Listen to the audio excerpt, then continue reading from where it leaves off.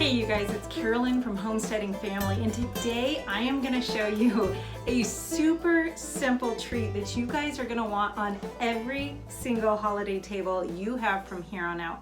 And it is a probiotic, non-alcoholic sparkling cider. This tastes so incredibly good, and when you see how easy this is to make, you are going to wonder why you haven't been doing this for years. It's delicious and the kids are going to love it. Okay, so today we are going to start with just under a gallon of fresh pressed apple cider. Now, you know, if you have your own trees, look around and see in your area if you can get your own apples pressed into cider, because it is such an amazing way to go.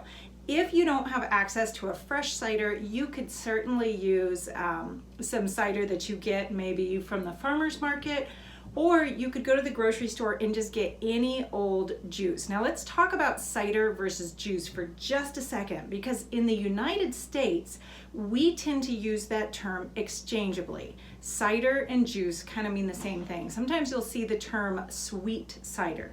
But outside the United States, often the term cider refers to the alcoholic version of cider or hard cider.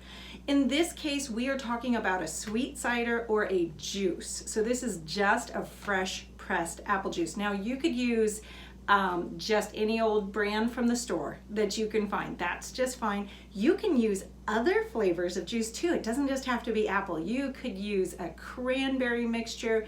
You could use pear. You could use a cherry raspberry. You could use just about anything that you want to come up with, and it would be delicious, and a mixture of the two. Okay, but what you really do want, now this goes very counterintuitive and it goes against what I usually tell you.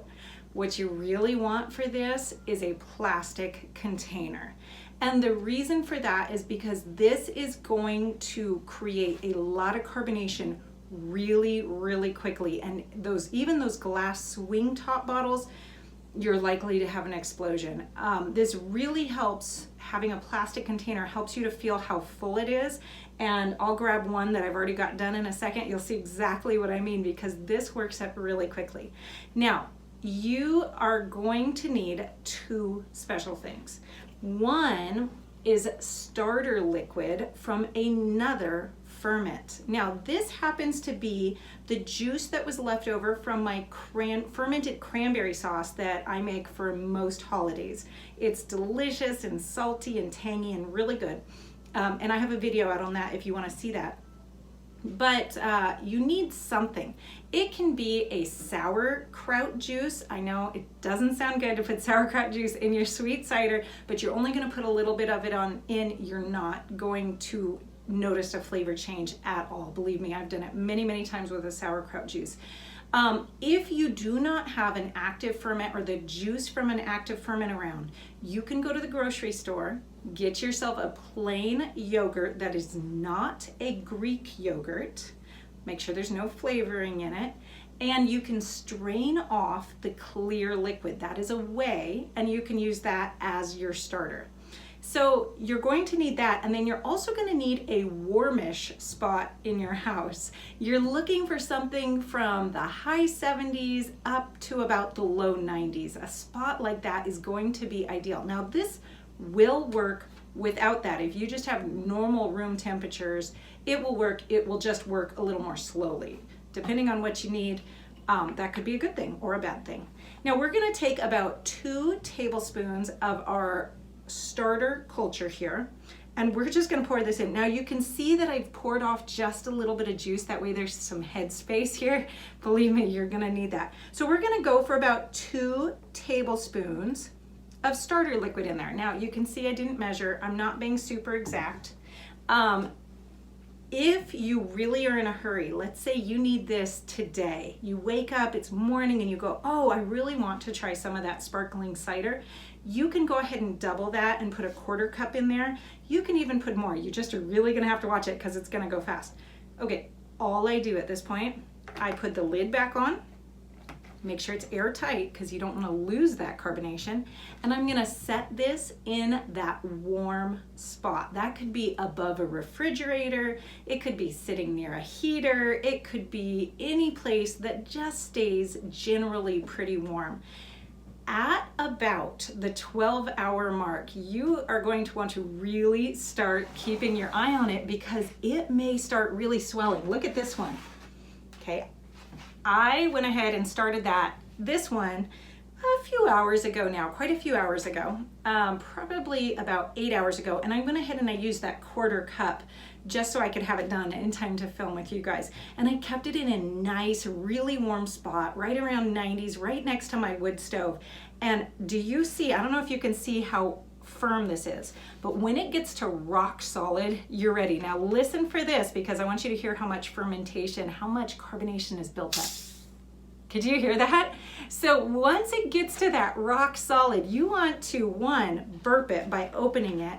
And with this plastic, I will often go ahead and squeeze it down a little just to get myself a little more time and put that lid on and then get it in the refrigerator to chill. Don't worry, it will build back up carbonation.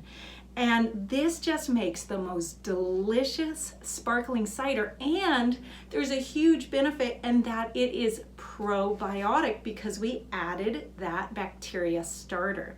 That means not only is it going to be sparkly and fizzy and sweet and delicious, but it's also going to help you digest that big Christmas or Thanksgiving meal, whatever it is.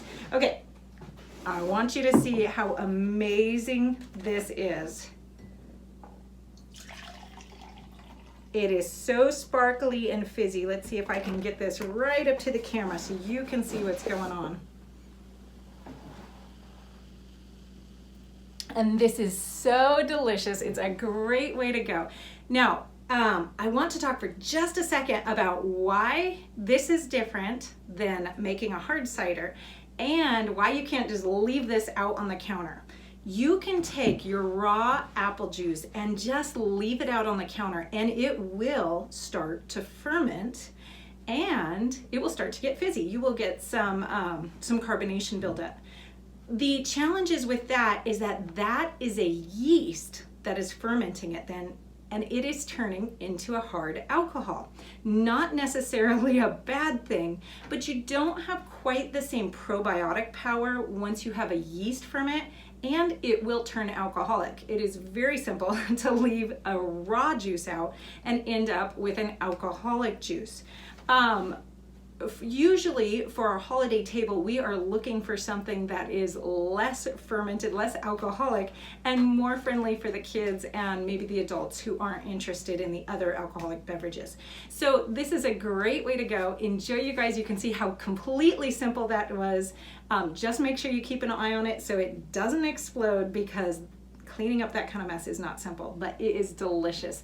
Enjoy. Have a wonderful holiday. Oh, and I have a download for you in the description section here that has our family's top favorite holiday recipes, and this one is in there for you. Take care, you guys. Oh, that is so good.